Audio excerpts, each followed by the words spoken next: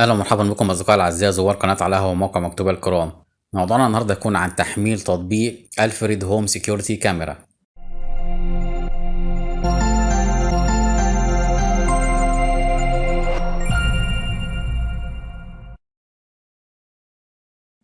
التطبيق اللي معانا النهارده على موقع مكتوبيا هو تطبيق الفريد كاميرا. هنبدا نتعرف عليه اكتر من خلال الرابط الموجود باسفل الفيديو بصندوق الوصف.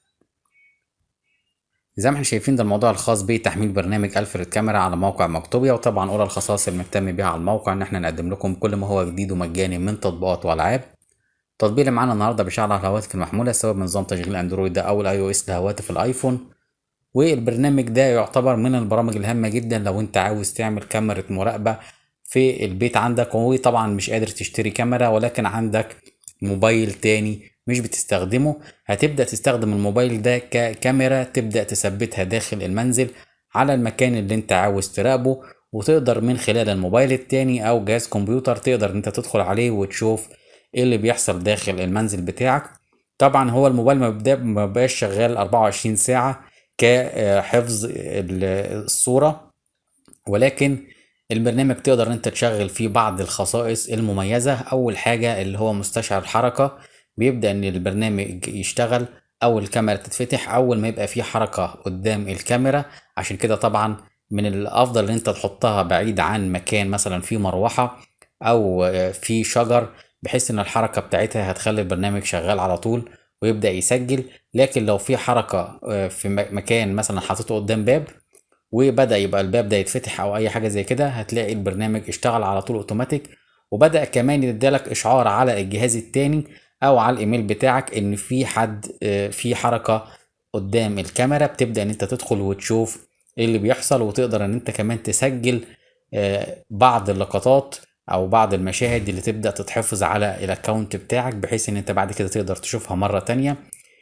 كمان تقدر ان هو البرنامج بيشتغل في الظلام عن طريق بعض الفلاتر اللي بيقدر ان هو من خلالها يوضح الصورة بشكل اكبر. وطبعا البرنامج فيه مجموعة كبيرة جدا من الخصائص المميزة، وطبعا البرنامج بيدعم اللغة العربية وده بيخليه سهل الاستخدام. هنبدأ دلوقتي نحمل التطبيق على الموبايل بتاعنا بنظام تشغيل اندرويد. بعد ما فتح معانا متجر جوجل بلاي، طبعا انا محمل التطبيق قبل كده فهضغط على فتح عشان اجربه معاكم.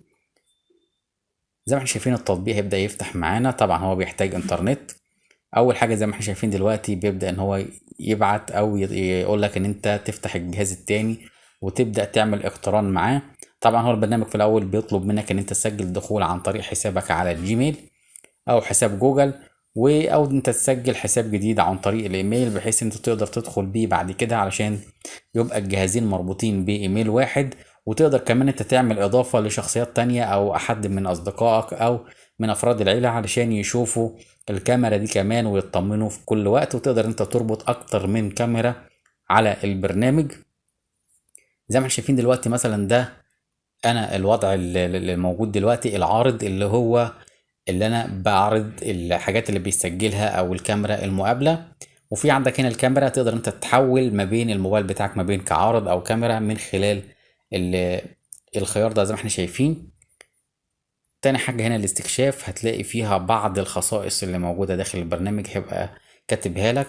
طبعا اول حاجة في البريميوم تقدر انت تعمل زوم بشكل كبير، تقدر ان انت تلغي بعض الشخصيات ان هو البرنامج ما يكتشفهمش او يبعت لك رسالة ان في حد دخل لما الشخصيات دي يتعرف عليها ان هي اللي دخلت. طبعا هو بيشتغل 24 ساعة طول الاسبوع بنقاء عالي جدا. طبعا في البريميوم دي بعض الخصائص اللي تقدر كمان تاخد بيها اداء اكبر في البريميوم. وعندنا هنا الاعدادات، طبعا زي ما احنا شايفين هنا التنبيهات زي ما قلنا عليها والاهتزاز مع التنبيه. وطبعا زي ما احنا شايفين البرنامج فيه مجموعة كبيرة من المميزات اللي هتغنيك ان انت تشتري كاميرا. ولكن طبعا زي ما قلنا في بعض الحاجات اللي انت لازم تعملها وانت بتحط الكاميرا بتاعتك. اول حاجة ما توجههاش قدام مكان فيه مروحة علشان الهواء ممكن يحركها، او مكان فيه مراية فيه عاكس، برضو مش محبب ان انت تحطها قدام مراية او قدام مكان فيه شجر او اي حاجة فيها حركة من خلال الهواء.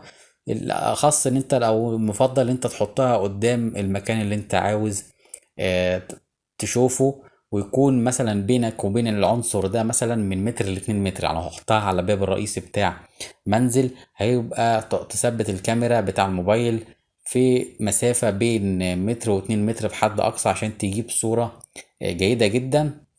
وبنهاية الفيديو بتاعنا يا ريت ما تنسوش تعملوا لايك للفيديو، والجديد على القناة أول مرة شرفنا يا ريت ما ينساش يعمل سبسكرايب أو اشتراك. شكرا لكم، كان معكم أحمد من موقع مكتوبية وقناة على القهوة.